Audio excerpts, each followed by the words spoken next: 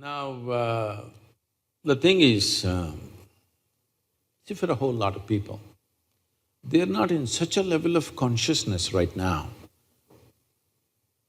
If it comes to me, I'm like this, I have no struggle within me for anything.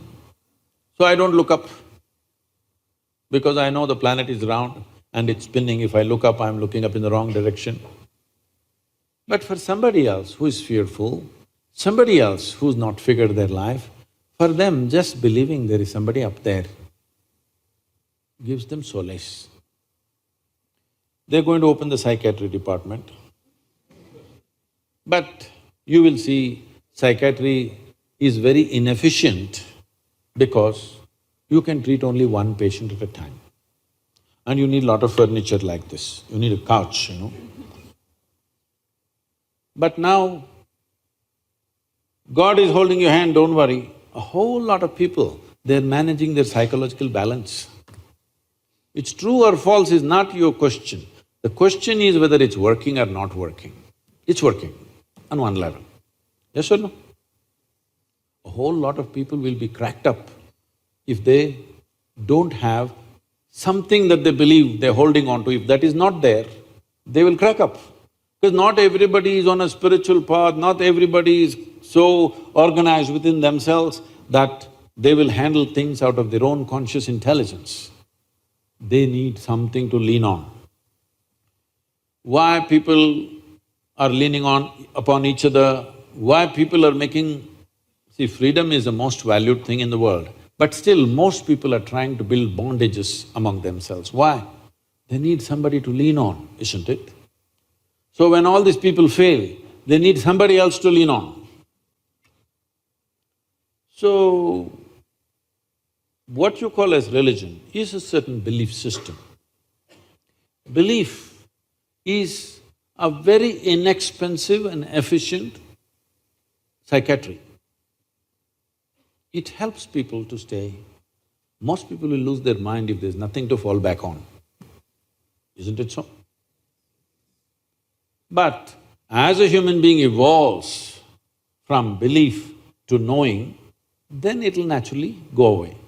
The entire movement that I'm doing right now is a movement from religion to responsibility. What this means is, religion means God's will. When is it God's will? When things go wrong. Yes? It's also an insurance for failure. When things don't work out, it's God's will. Otherwise, failure will poke you and poke you and poke you. In case she doesn't respond, it's God's will. Yes. No, it's her will.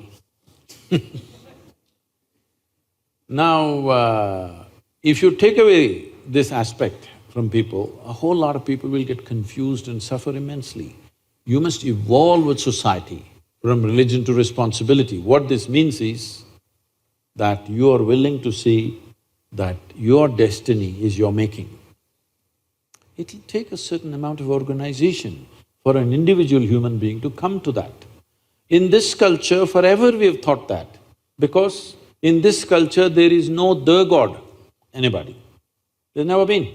All the people that you worship in this culture are people who walked this geography.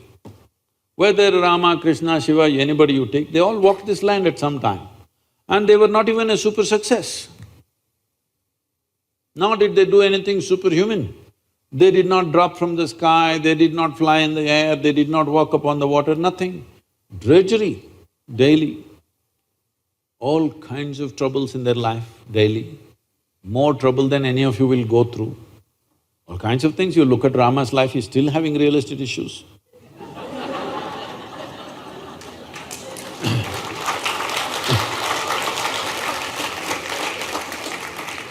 So, even during his life, he lost his kingdom, went to the jungle, lost his wife, went and got her back, again lost her, almost killed his children. Then he never saw his wife.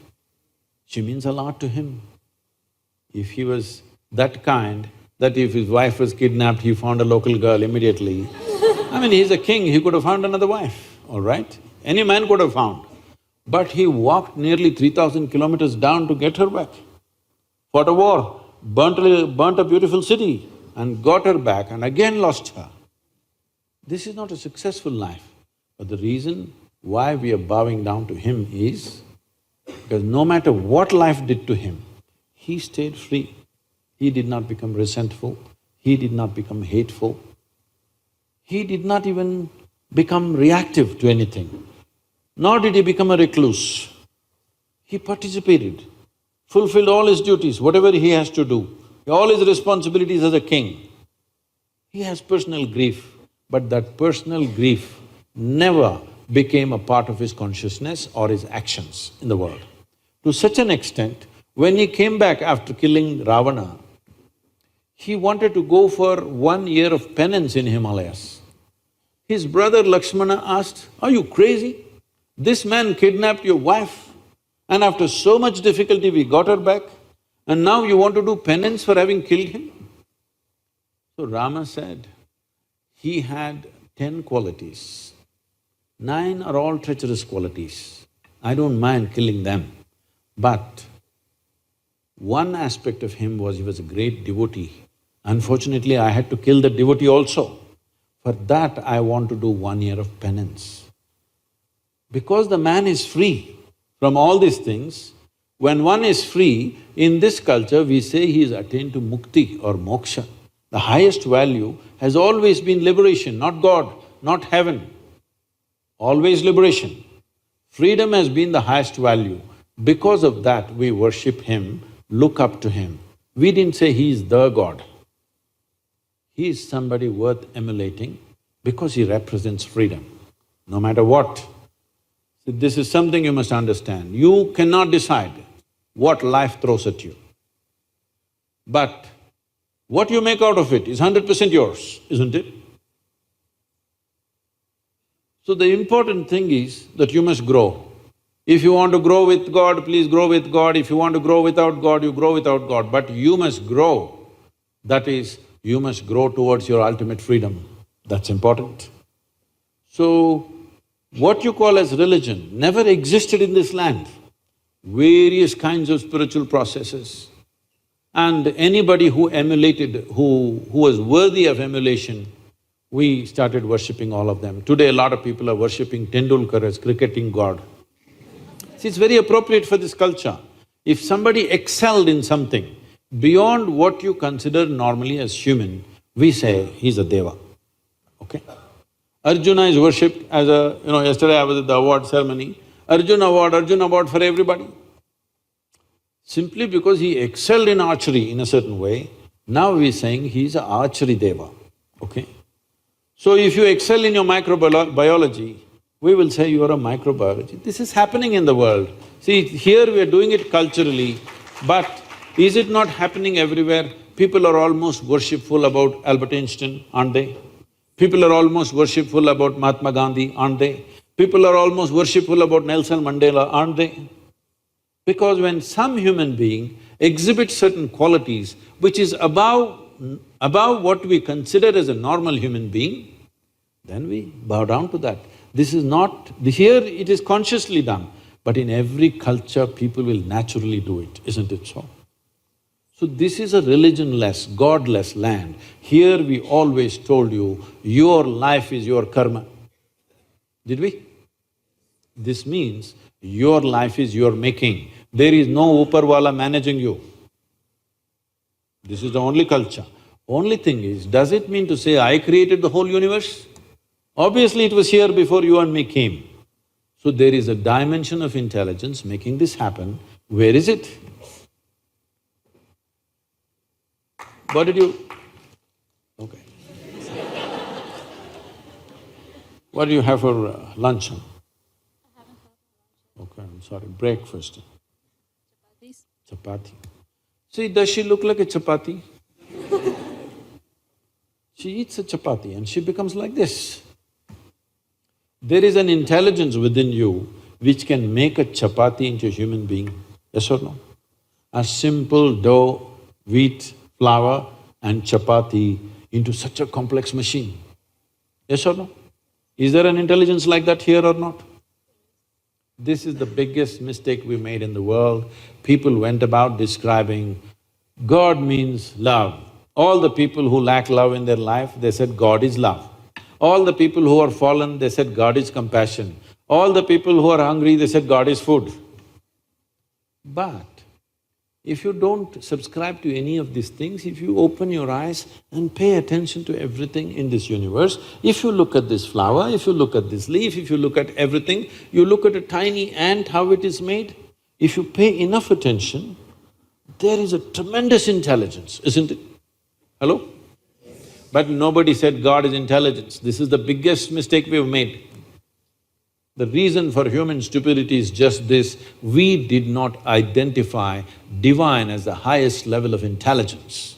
But that's what it is. If you don't believe anything, if you just pay attention to creation, do you see an intelligence beyond your brains everywhere? In every leaf, every flower, every ant, every microorganism? Yes or no? You're looking in the microscope? Yes. Do you see tremendous things right there? Yes.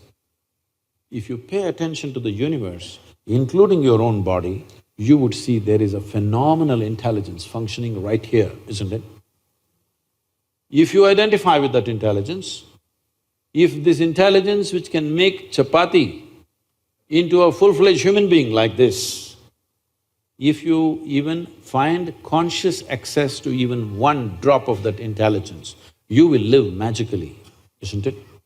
Not miserably. So miserable people are always looking how to fall back on something. They need a fallback. And those who may have made a misery out of their life, they want to go to heaven.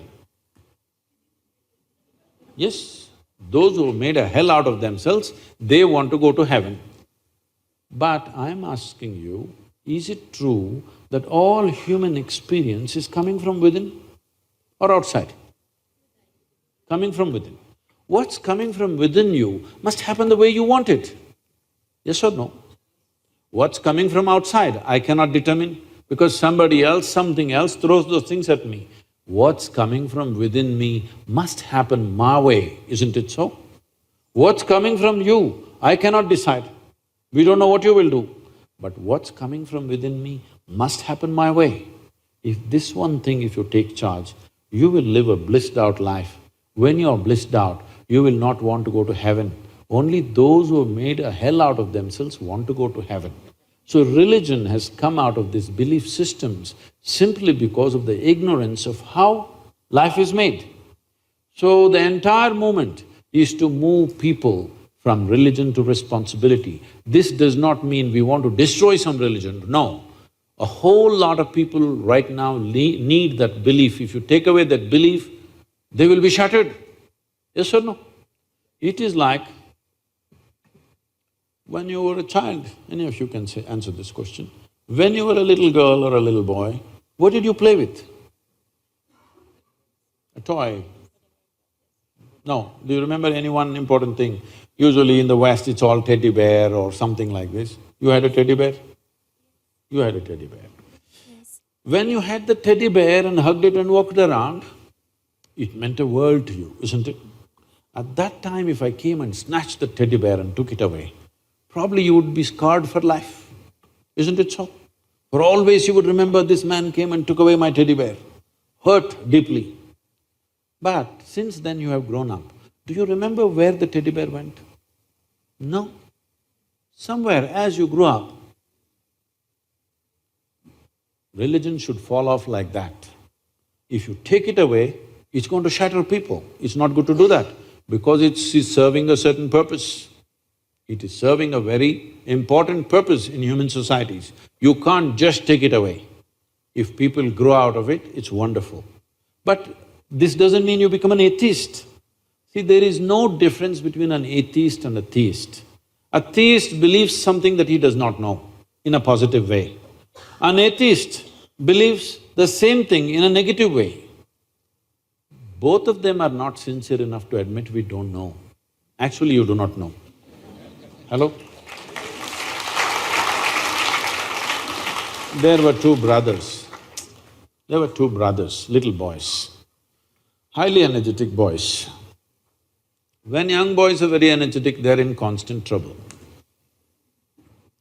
So they're always into some mess. Parents are very embarrassed, log kya bolega, very embarrassed about their children because everybody is discussing their children. So they want to fix them. But you know how to reproduce, but you don't know how to fix them. Does anybody know? No. If you have the necessary love and commitment, you can wait out their problems. Otherwise it'll freak you, children will freak you. Yes, they do. So they decided to take these boys to the local parish priest. Because together they're strong, they decided to take the younger boy first separately. So they took the young boy, made him sit in the priest's office and they left. The boy was sitting there, priest came. See, all this needs a certain drama, otherwise it doesn't work. Long robes and a serious face, a very grave face. And he looked at the boy and walked up and down for effect. The boy sat there doing the ping pong act. Then the priest thought up a strategy. If I remind this little fellow that God is within him, all his mischief will go. See, this is the whole problem with the world. People who never raise children, they have fantastic ideas. Those who have raised children, they know none of the damn ideas work.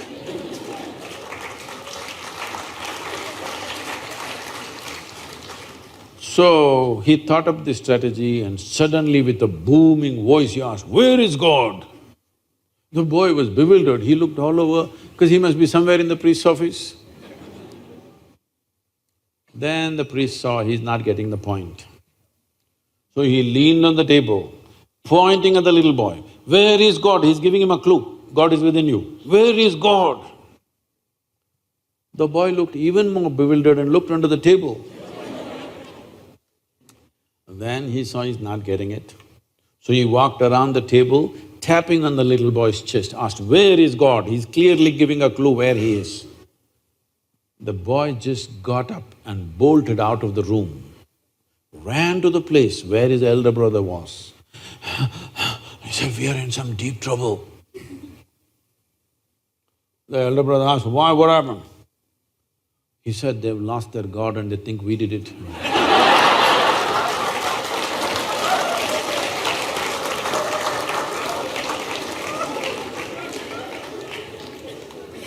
I am not taking away anything from you.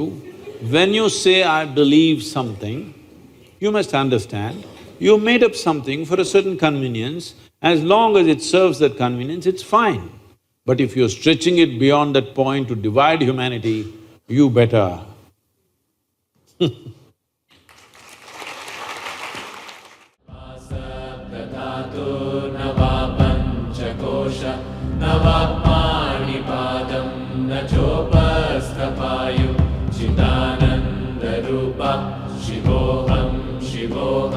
Chidanandarupa Shivoham Shivoham Chidanandarupa Shivoham Shivoham Namedvesharag